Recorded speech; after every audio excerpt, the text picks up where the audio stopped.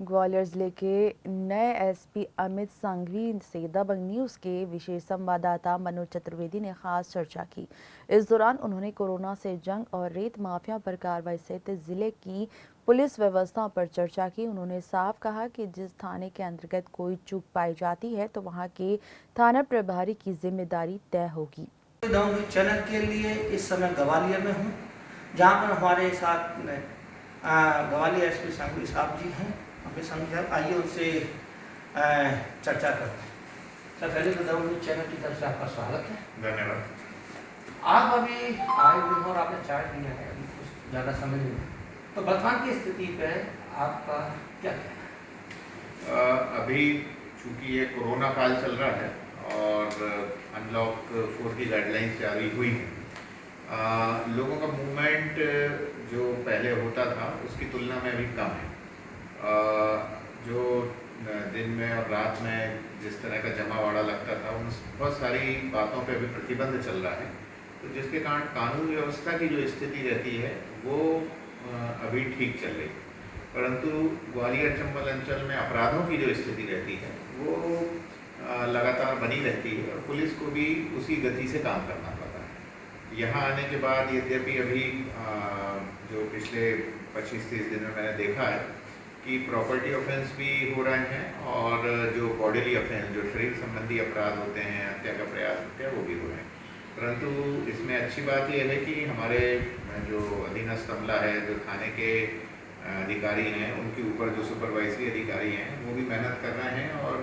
जो हत्या या हत्या के प्रयास के जो भी अपराध हुए हैं अभी, उसमें लगभग सभी में अपराधियों की गिरफ्तारी हो गई है। तो मेरा फोकस यही है कि यदि हमारा क्राइम कंट्रोल रहता है,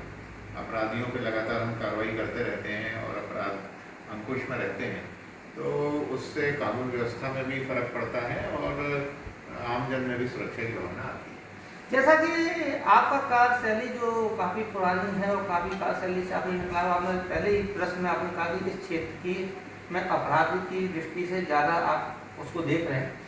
तो उसी पे आपने कहा जैसे आप आए थे तो आपने कुछ गाड़ी से रेत के जो भी है उस पर भी आपने किया, तुरंत एक्शन दिया, वो एक सराहनीय चल रहा है, उस पर आपका क्या कहना है?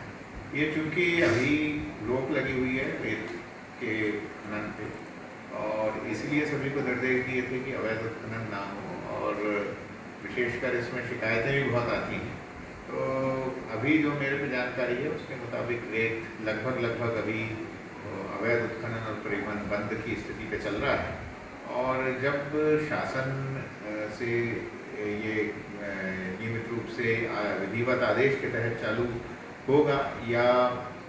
रॉयल्टी के साथ गाड़ियाँ निकलेंगी तो फिर उसमें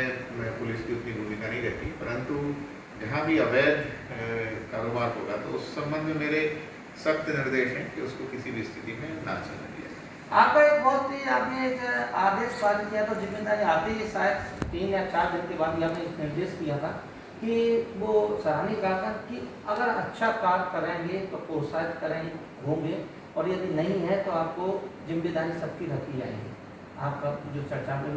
उस पर हम क्या कहें? ये विशेषकर हमारे यहाँ फोर्स की कोई कमी नहीं है और ख़ासकर कुछ थानों में क्राइम ब्रांच में काफ़ी जितनी सेंशन स्ट्रेंथ है उससे कुछ ज़्यादा ही लोग हैं। तो इसलिए मेरा सभी को ये कहना था कि हर आदमी का कंट्रीब्यूशन होना चाहिए, हर आदमी का योगदान होना चाहिए हमारी व्यवस्था बनाने में। बहुत सारे लोग बहुत मेहनत करते हैं, बहुत सारे लोग कम मेहनत करते हैं और छोटा सा परसेंटेज बदमाशी भी करते हैं। तो इन लोगों को चिन्हित करके और उन पर कार्रवाइयाँ भी करना ज़रूरी रहता है और जो अच्छा काम कर रहे हैं उनको रिवॉर्ड देना भी ज़रूरी रहता है। तो इसमें अभी रिवॉर्ड तो काफ़ी मैंने दिए हैं अच्छे कामों पे और कुछ एक लोगों पे एक्शन भी लिया है, यहाँ तक कि कुछ 1-2 थाना प्रभारियों को निलंबित भी किया है।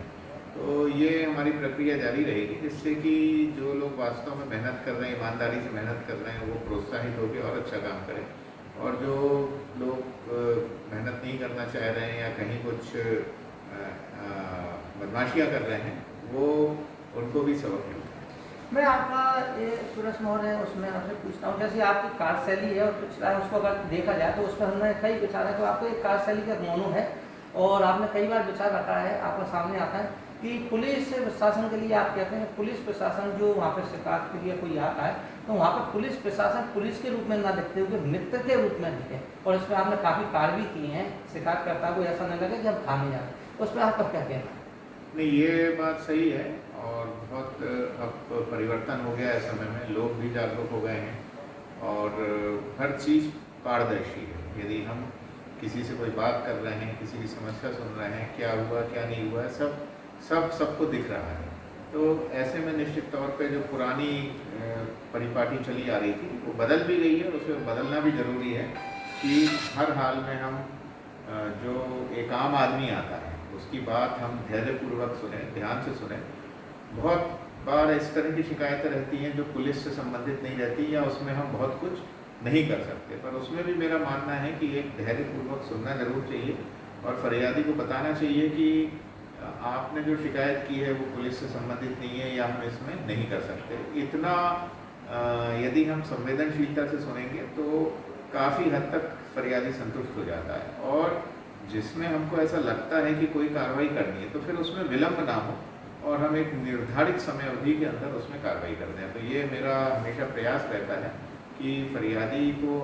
अच्छे से सुनना चाहिए और उसको समझाना चाहिए और अगर कोई कार्रवाई बन रही है तो उसे तत्काल जल्द से जल्द करना चाहिए जिससे कि न्याय मिलने में उसको विलंब ना हो। सेकंड प्रश्न है आप बस लास्ट प्रश्न है आपसे पूछा, आप है ना वर्तमान की स्थिति में कोरोना का भी वो चल रहा है और अब है ना लॉकडाउन धीरे धीरे अवसर खुलने की वो चल रही है, तो कुछ चुनौतियाँ आएंगी, कुछ चुनौती इसी के साथ जी है कि चुनौतियाँ आएंगी तो उसी में आपका भी मैंने कई बार वो देखा है कि आप पर्यावरण प्रिय भी हैं, तो इन दोनों को सामंजस्य इसका कैसे फायदा उठाया जा सकता है? नहीं, हम सिर्फ यदि कोरोना की बात करें तो कोरोना का संक्रमण अभी काफ़ी अलार्मिंग स्टेज पर है और ये सिर्फ मतलब आम जनता जिसमें पुलिस भी शामिल है उसे भी संक्रमित कर रहा है। हमारे भी पुलिसकर्मी जिनका कि लोगों से सीधा संवाद होता है, सीधी कार्रवाई करनी पड़ती है, वो भी बड़ी संख्या में संक्रमित हो रहे हैं। पर गनीमत यह है कि चूँकि सभी लोग जागरूक भी हैं तो कोई ऐसी फैटल बात नहीं आई है और अपराधियों को पकड़ने में, ट्रैफिक की व्यवस्था बनाने में, लॉ एंड ऑर्डर में, इन सभी में हमेशा रिस्क बना रहता है। तो ये पुलिस का काम रुक नहीं सकता कोरोना के कारण, सिर्फ इस बात की ज़रूरत रहती है कि हम जागरूक रहें और जागरूक रह के उसके जो प्रिकॉशन है अपना मास्क लगाने का, सैनिटाइज करने का, वो करते रहें। तो ये मैं सभी को निर्देश देता रहता हूँ, खुद भी मेरा प्रयास रहता है कि इसको फॉलो करूँ। तो कोरोना के संक्रमण के कारण हम अपनी जो पुलिस का काम उसे रोक नहीं सकते, उसी रफ्तार से करना पड़ेगा। बस ये है कि हम उसमें जागरूक रहें और गाइडलाइन का पालन करते रहें तो काम भी होता जाएगा, हम संक्रमण से बचे भी रहें। लास्ट प्रश्न है, आप है ना हमारे चैनल के माध्यम से क्या संदेश देना चाहते हैं? अभी